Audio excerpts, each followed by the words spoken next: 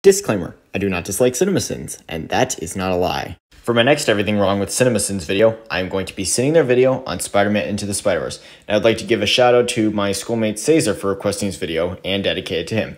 And don't forget to follow me on Instagram at Doherty5885, link in the description below. Enjoy the video. 58 seconds of Into the Logoverse.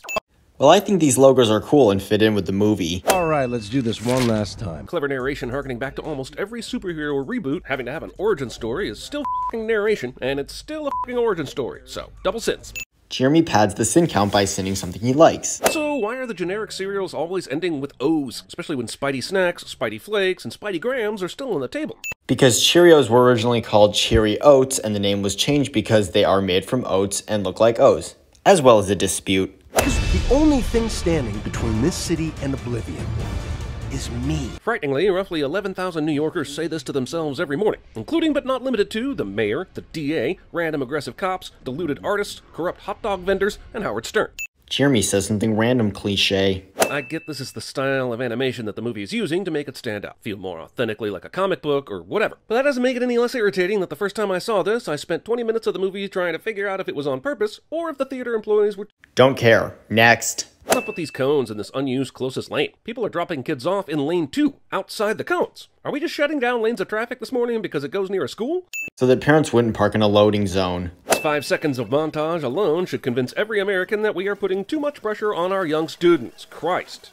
I agree that a big load of work is overwhelming, but it's still important. I think I've seen you before. Since we find out this Gwen Stacy is from another universe, how exactly did she get into this prestigious private school? It doesn't factor in at all to her mission or reason for being there. Why would she even try to get in?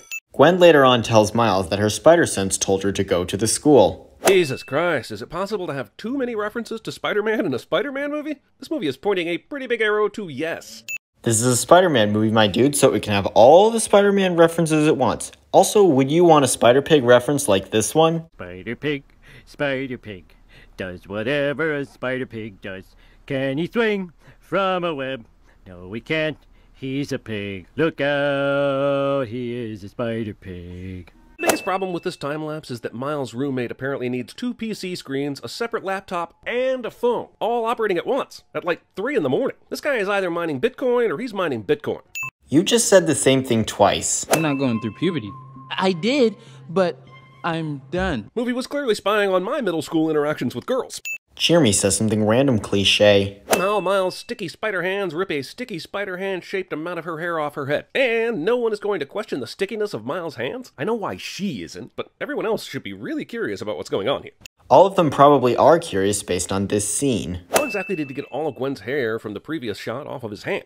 He actually didn't get it off since the hair is still there in shots like this one. Where did the Green Goblin even go? It's not as if Spider-Man incapacitated him. He just swung down to help Miles. He did get incapacitated, as you can see from this shot. That f***ing Tombstone? God, I love that this movie is bringing out these great underrated characters like Tombstone and the Prowler and putting them on the big screen for the first time. That deserves a send-off. Yes, this is the first on-screen appearance of Tombstone, but Prowler made an appearance in Spider-Man Homecoming. Kingpin survives this. Dude, he's enormous. The real sin here is Kingpin's hench people survived this. Oh, there is a meats to eat on both sides of this street. NYCers must f***ing love them some meats to eat. Pointing things out on the screen. Okay, I gotta read these comics so I can learn how to be a Spider-Man, so definitely the best place for that is a dark alley. Says this is dark, and shows a scene of it not being dark. Okay, look, if they buried Spider-Man in a public cemetery, and they allowed people to visit it and drop off trinkets and flowers, then A, it would still be f***ing overrun with people, since he literally just died, and B, there would be way the hell more trinkets and flowers here. Judging by this shot, this looks like plenty of flowers and trinkets. This whole sequence is fun and neat to look at. I mean it, but it's just covering up a super dump of exposition. Jeremy is yet again giving a sin to something he likes. Okay, just a second ago, this is how far above Kingpin the vent was. Then Miles bumps into Peter, Bob's your uncle, and now they're 3 times closer? All they did was go to a different part of the vent. Dr. and Mrs. Peripheral Vision here. Jeremy says something random cliche. Obviously, you've been glitching. Glitching? No. Well, someone saw Wreck-It Ralph. Jeremy says something random again. Let me tell you the good news. We don't need the monitor. They told me about the visuals, they told me about the voice work, they even told me about the fresh original story, but they did not prepare me for how funny this was gonna be, and that's a sin for they. What kind of sin is that? You not being prepared for the funniness of a movie is not something wrong with it. Did I feel that way with Toy Story 4? No. Who did that? Spider-Gwen Ex Machina. This isn't a Deus Ex Machina since Gwen saw Miles in this scene. Long after the dust has settled and the newness is worn off, people will still regard this film as fucking fantastic. But I personally will still be trying to point out to people how it's like 25% expositional character introductions, because I'm a dickhead. There you have it, guys. Jeremy just admitted that he's a dickhead, but I won't remove a sin since he never improves. SpiderSins told me to head to Vision's Academy. Wasn't sure why until I met you. But since Gwen was in the class Miles showed up late for, that means she was there before he was bitten by the spider. So why would her spider sense tell her to go there? Do these abilities spider sense destiny now? Doesn't this answer your earlier sin of Gwen's reason for going to the school? Jeremy ignores scenes that answer his questions, cliche. You might need these. If the other spider people have been here the whole time, then why is the spider sense just now lighting up? Because Miles, Peter, and Gwen are closer to Nor, Penny, and Spider-Ham. I just washed my hands. That's why they're wet. No other reason. Well, we finally got to a joke in this movie that falls completely flat for me. He might be a real canonical character, but this is like Popeye showing up in the middle of The Incredibles. Jeremy, your opinions are not things wrong with the movies, you sin. I made a promise, so I have to keep it. Promises to dead people aren't all that important, man. I promised my grandfather that I would never forget him, but I already don't remember his name. I think it was Grandpa. See, no one cares. 15 sins for saying Miles' promise to Peter isn't important, and also, nobody cares that you don't remember your grandfather's name. Come on, Miles, get up. You need to be more honest with yourself about this. After a test that lasted less than 2 minutes? At least give him a day. Jesus. Miles hasn't mastered his abilities at all, and they also don't have much time. You gotta go, man. This movie rules, but literally everything in it is happening too fast.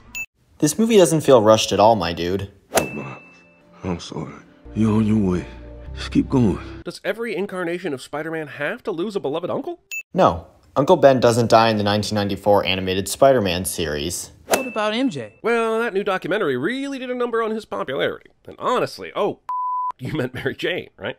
Well, several states have legalized it, and 24 have made it legal. Next. Look, I know how much you want this kid. All these spider dicks teaming up to prevent Miles from taking part in the climax because they want to protect him? Assholes! Seriously, Jeremy, they're doing the right thing here by keeping him here to protect him. As you just said, you're getting 30 sins for this sin. This is a fun figuring out the powers scene, but there is a timetable, right? You're telling me he's had time to get to Aunt May's, spray paint the suit, let it dry, and do this montage before they could get to the collider and send everyone home?